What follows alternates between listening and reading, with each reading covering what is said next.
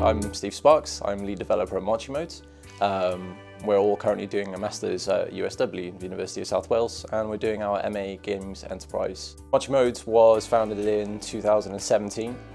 They were formed to take part in the Transfuser competition, which is funded by the UK Games Fund. Since then, we've continued to work on the game Move. It's a cow herding game. Fingers crossed, that's going to be out real soon, and that'll be a big step forward for us, especially in terms of being able to secure further funding, because we'll be legit games developers then.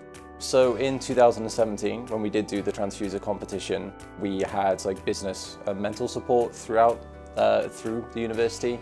They also gave us working space as well. Even if teams don't get accepted onto the Transfuser competition for this year, they're actually still going to be running business and mentorship for those teams alongside the team which is competing for Transfuser. So that's just a nice little way to build community. With Move, we've got it to the point where it's in testing, and we couldn't have done that without the support of mentors and help from the universities and the government.